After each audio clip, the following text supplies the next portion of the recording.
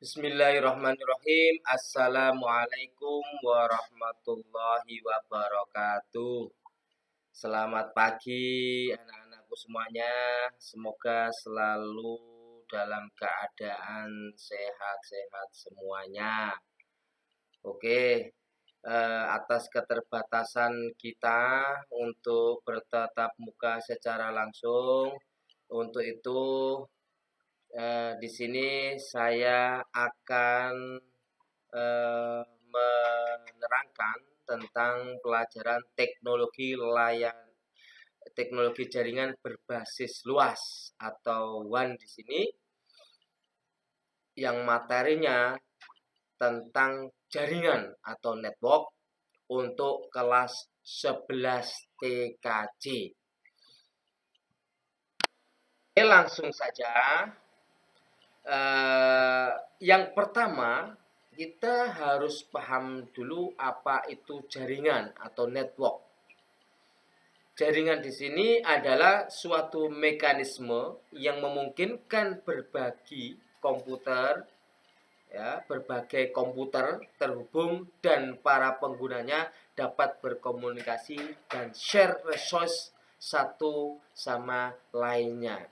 Maksudnya di sini adalah antara user 1, user 2, user 3 dan seterusnya ini saling terhubung antara yang satu dengan yang lainnya atau terkoneksi antara yang satu dengan yang lainnya, dan masing-masing bisa sharing data atau sharing resource atau sharing yang dibutuhkan yang dibutuhkan masing-masing user tersebut. Itu adalah pengertian pertama tentang jaringan. Di sini akan saya terangkan arsitektur jaringan dibagi atas 3 jenis, ya. Arsitektur jaringan data. Yang dibagi ya, arsitektur jaringan data dibagi atas 3 jenis. Yang pertama adalah LAN, Local Area Network.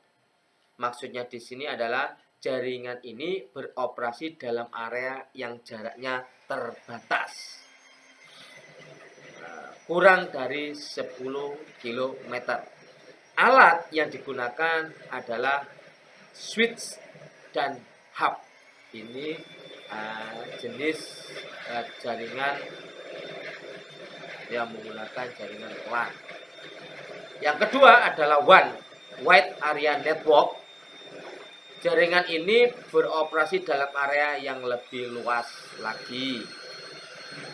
Yang membedakan adalah alatnya nantinya. Alat yang digunakan untuk jaringan WAN ini adalah menggunakan router, ya. Karena kita membahas masalah data. Jadi di sini adalah alatnya menggunakan router.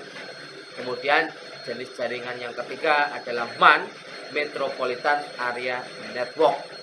Jaringan ini beroperasi dalam area yang lebih luas secara geografis. Jadi satu lokasi metropolis atau perkotaan, kemudian dalam satu segmen jaringan perkotaan di sini komunikasi dengan segmen jaringan perkotaan yang lainnya. Ini adalah jaringan MAN.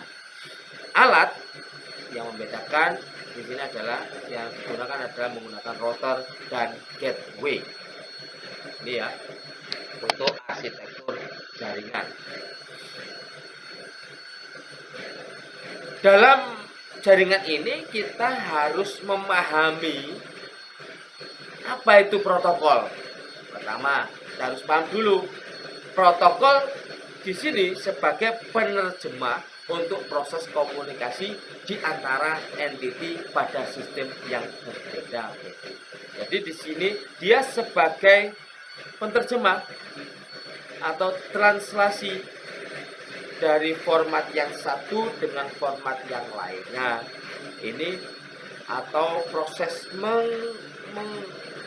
melanjutkan atau melakukan root di sini nanti yang berperan dari jaringan tersebut adalah protokol, karena protokol itu untuk mentranslasikan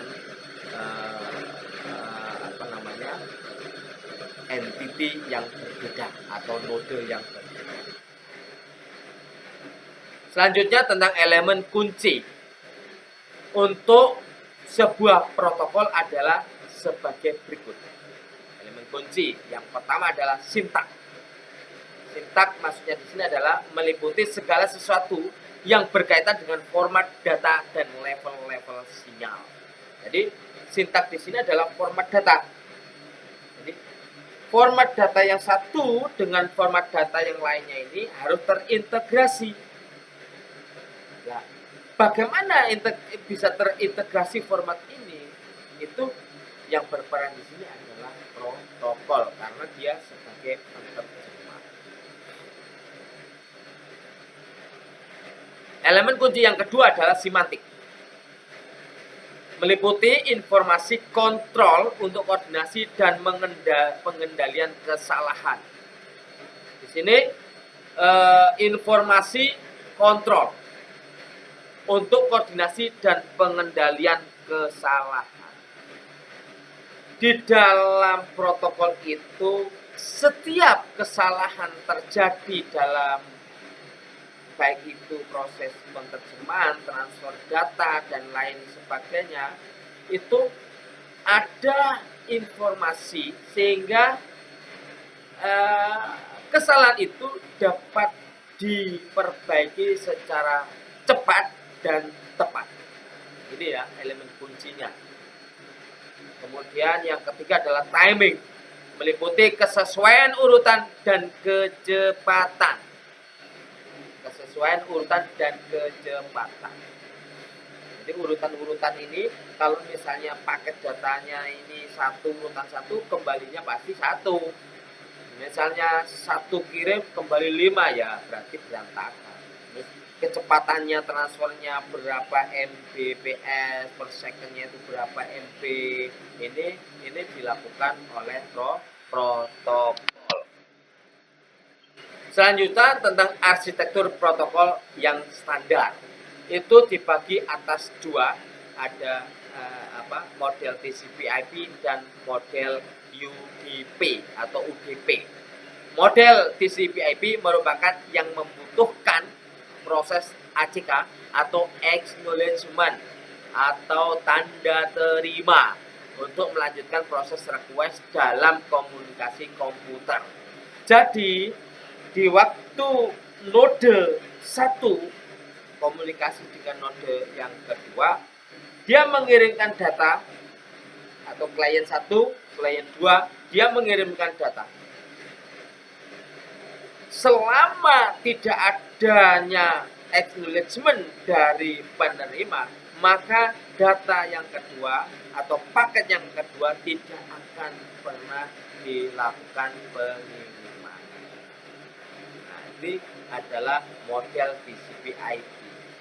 Kalau model UDP, dia atau klien yang satu mengirimkan ke klien yang kedua. Tidak memerlukan acknowledgement atau tanda terima. Jadi dia mengirimkan tanpa konfirmasi dari penerima, dia akan mengirimkan lagi, dan begitu seterusnya. Contohnya pengiriman dalam bentuk streaming, ya, atau pengiriman terus menerus. Ini adalah komunikasi dalam komputer. Selanjutnya tentang topologi jaringan.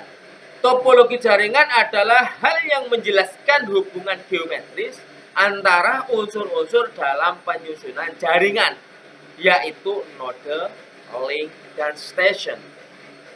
Di sini namanya jaringan itu kan lebih dari satu yang masing-masing terkoneksi. Nah, namanya di sini terkoneksi sehingga membentuk geometris atau membentuk suatu bentuk. Nah, ini adalah topologi. Topologi yang pertama yakni topologi ring. Topologi ring ini menghubungkan satu node ke node berikutnya dan node terakhir. Jadi masing-masing node atau klien ini terhubung satu, kemudian terhubung lagi sehingga membentuk suatu cincin. ya, mencincin atau menyerupai lingkaran. Topologi yang kedua adalah topologi star. Topologi ini menghubungkan semua kabel pada sebuah titik sentral terkonsentrasi. Jadi komputer yang 1, 2, 3, kemudian di sini ada titik sentral di sini, kemudian ini ada kabel penghubungnya. Nah, ini adalah topologi star. Ini geometris dari topologi star di sini. Yang ketiga adalah topologi mesh. Topologi mesh suatu bentuk hubungan antar jaringan di mana setiap perangkat terhubung secara langsung dengan perangkat lainnya yang ada di dalam jaringan. Ya, jadi komputer yang satu dengan yang lain terhubung menggunakan media kabel misalnya. Kemudian dari sini yang ketiga terhubung yang ke satu dan yang kedua, dan begitu selanjutnya, sehingga masing-masing node ini terhubung satu dengan yang lainnya. Ini topologi.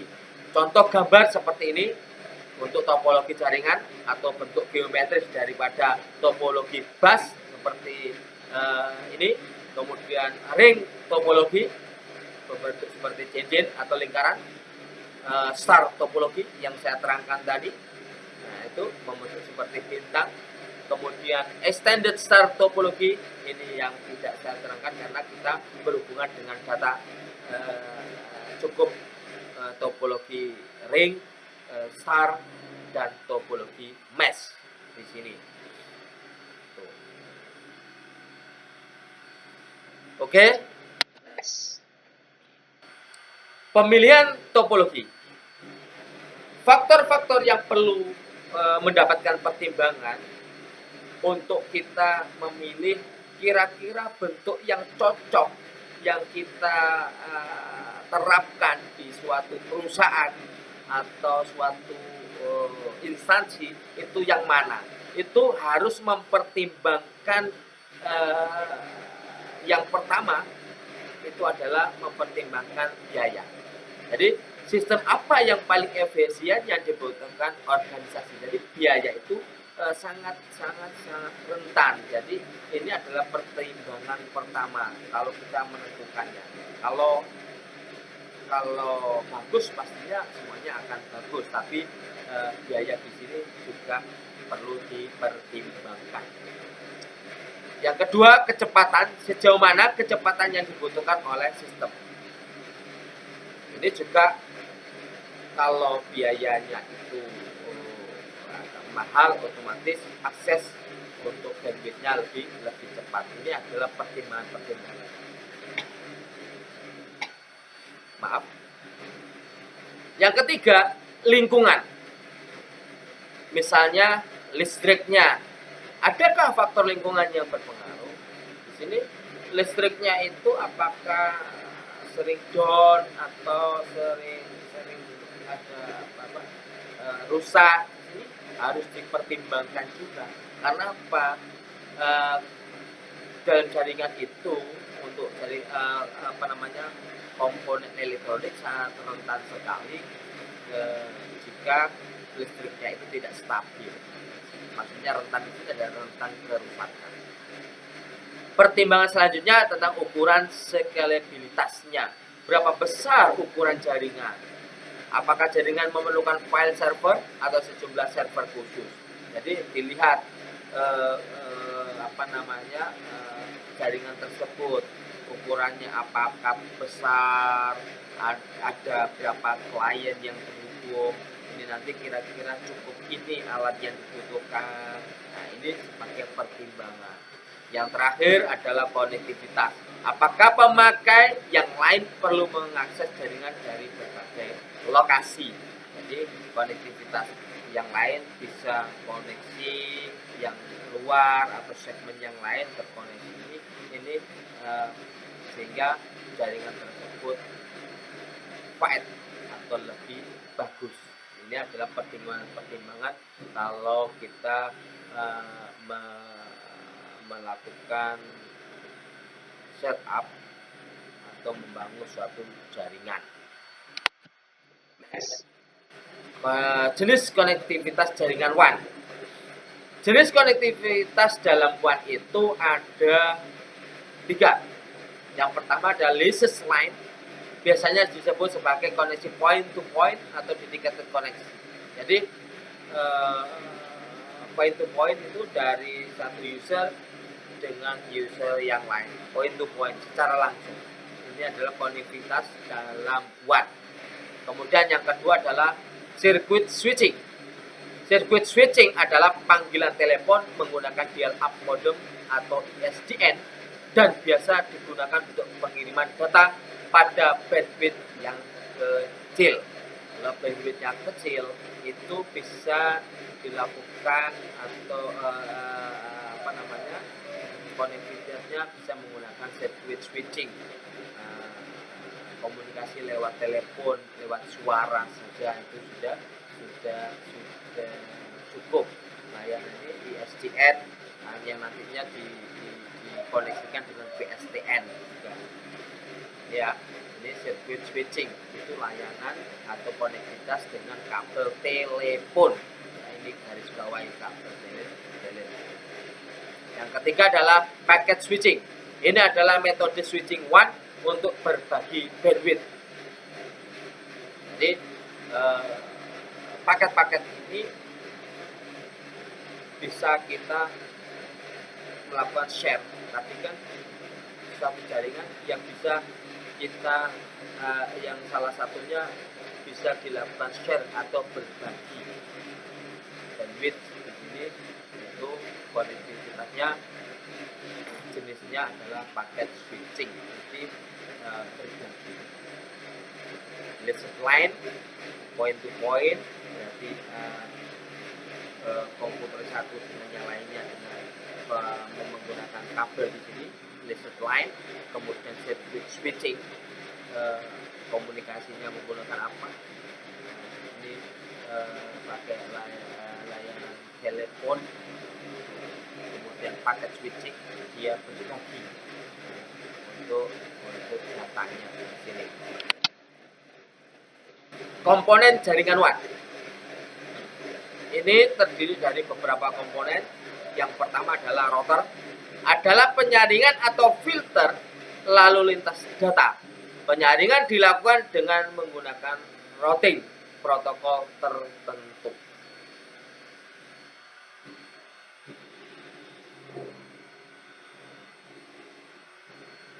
Ya, router adalah penyaringan atau filter lalu lintas data. Dia melakukan filtering, kemudian meneruskan, merequest. Setelah merespon, kemudian merequest dengan cara melakukan route ke alamat yang dituju. Kemudian komponen yang kedua adalah switch, merupakan perluasan dari bridge. Ada dua arsitektur switch sebagai berikut. Cut block, kelebihan dari arsitektur switch ini terletak pada kecepatannya. Kemudian store and forward, ini menerima dan menganalisa seluruh isi paket. Jadi kalau switch itu ciri-cirinya ya sama ya, dia memiliki port banyak juga. Kemudian kelebihan pertama, kecepatannya lebih baik ya untuk meneruskannya. Kemudian store and forwardnya tidak bisa menganalisa atau melakukan filtering yang nantinya bisa kita stop ataupun kita lanjutkan data tersebut ke alamat tujuan. Kemudian masing-masing portnya itu bisa merepresentasikan dirinya sendiri. Komponen yang ketiga adalah hub, adalah suatu perangkat yang memiliki banyak port dan bisa menghubungkan beberapa node. Hub memang ciri-cirinya secara fisiknya itu memiliki banyak port, tetapi tidak semua port itu bisa merepresentasikan dirinya sendiri. Komponen selanjutnya adalah kabel. Yang digunakan dalam jaringan WAN adalah kabel UTP, yakni Unshielded Twisted Pair. Di sini adalah kabel yang tidak memiliki selubung pembungkus UTP di sini. Kemudian kabel DTE atau DCE, Data Termination Equipment, digunakan untuk menghubungkan antara router dengan router atau router dengan modem. Sedangkan kabel DCE, Data Termination Equipment, digunakan untuk menghubungkan antara modem dengan device komunikasi internet. Oke, alhamdulillah pelajaran pada pagi hari ini telah selesai. Harapan saya adik-adik tetap semangat belajar, jangan lemah, terus selalu berdoa. Atas kurang lebihnya mohon maaf. Wa akhiran, assalamualaikum warahmatullahi wabarakatuh.